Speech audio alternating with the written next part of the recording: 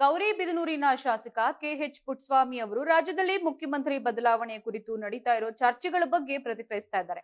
ಇನ್ನು ಮುಖ್ಯಮಂತ್ರಿ ಯಾರೇ ಆಗಿದ್ರೂ ಸಹ 2028ರವರೆಗೆ ಸರ್ಕಾರವು ಸುಭದ್ರವಾಗಿರುತ್ತೆ ಎಂದು ವಿಶ್ವಾಸ ವ್ಯಕ್ತಪಡಿಸಿದ್ದು, ಶಾಸಕರು ತಮ್ಮ ಹೇಳಿಕೆಯಲ್ಲಿ ತಾವು ಪಕ್ಷೇತರ ಅಭ್ಯರ್ಥಿಯಾಗಿ ಗೆದ್ದಿದ್ದೇನೆ ಮತ್ತು ತಮ್ಮ ಕ್ಷೇತ್ರದ ಜನರ ಹಿತವನ್ನ ಗಮನದಲ್ಲಿಟ್ಟುಕೊಂಡು ಕಾಂಗ್ರೆಸ್ ಪಕ್ಷಕ್ಕೆ ಬೆಂಬಲ ನೀಡ್ತಾ ಇದ್ದೇನೆ ಎಂದು ತಿಳಿಸಿದ್ರು. ಅವರು ಯಾವುದೇ ಕಾರಣಕ್ಕೂ ದೆಹಲಿಗೆ ಹೋಗೋದಿಲ್ಲ ಮತ್ತು ಸಚಿವ ಸ್ಥಾನದ ಆಕಾಂಕ್ಷಿಯೂ ಅಲ್ಲ ಎಂದು ಸ್ಪಷ್ಟಪಡಿಸಿದ್ರು.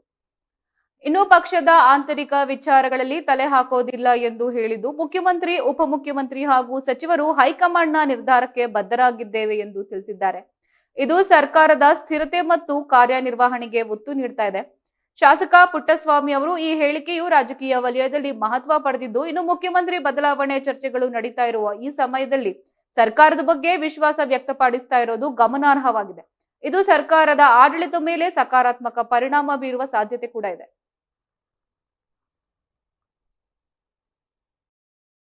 ಮಾಡ್ತದೆ ಅದಕ್ಕೆ ನಾವು ಬದ್ಧವಾಗಿದ್ದೀರಿ ಅಂತ ಅವರು ಏನು ತೀರ್ಮಾನ ಮಾಡ್ತಾರೋ ಅದ್ರ ಪ್ರಕಾರ ಸರ್ಕಾರ ನಡೀತದೆ ಅಷ್ಟೇ. ಸರಿ, 40 ಜನ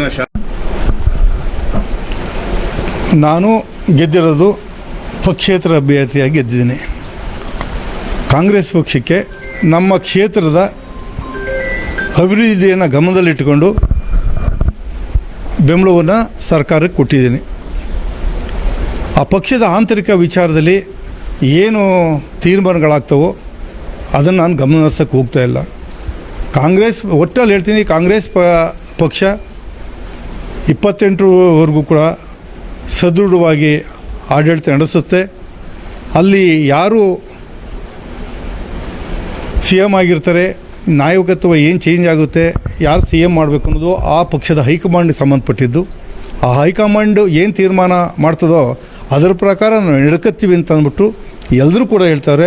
ಎಲ್ಲ ಮುಖ್ಯಮಂತ್ರಿ, DCM ಮತ್ತು ಕಾಂಗ್ರೆಸ್ ಪಕ್ಷದ ಮುಖಂಡರುಗಳು ಪ್ರತಿಯೊಬ್ಬರು ಕೂಡ ಒಕ್ಕು ಹೊರಲಿಂದ ಹೇಳ್ತಾವ್ರೆ, ಹೈಕಮಾಂಡ್ ಏನು ತೀರ್ಮಾನ ಮಾಡ್ತದೆ ಅದಕ್ಕೆ ನಾವು ಬದ್ಧವಾಗಿದ್ದೀರಿ ಅಂತ. ಅವರು ಏನು ತೀರ್ಮಾನ ಮಾಡ್ತಾರೋ ಅದ್ರ ಪ್ರಕಾರ ಸರ್ಕಾರ ನಡೀತದೆ ಅಷ್ಟೇ. ಸರಿ, 40 ಜನ ನಾನು ಗೆದ್ದಿರೋದು ಪಕ್ಷೇತರ ಅಭ್ಯರ್ಥಿಯಾಗಿ ಗೆದ್ದಿದ್ದೀನಿ.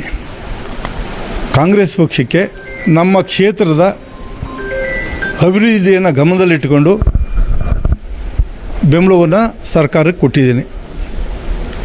ಆ ಪಕ್ಷದ ಆಂತರಿಕ ವಿಚಾರದಲ್ಲಿ ಏನು ತೀರ್ಮಾನಗಳಾಗ್ತವೋ ಅದನ್ನು ನಾನು ಗಮನಿಸೋಕ್ಕೆ ಹೋಗ್ತಾ ಇಲ್ಲ. ಕಾಂಗ್ರೆಸ್ ಒಟ್ಟಲ್ಲಿ ಹೇಳ್ತೀನಿ, ಕಾಂಗ್ರೆಸ್ ಪಕ್ಷ 28ರವರೆಗೂ ಕೂಡ ಸದೃಢವಾಗಿ ಆಡಳಿತ ನಡೆಸುತ್ತೆ.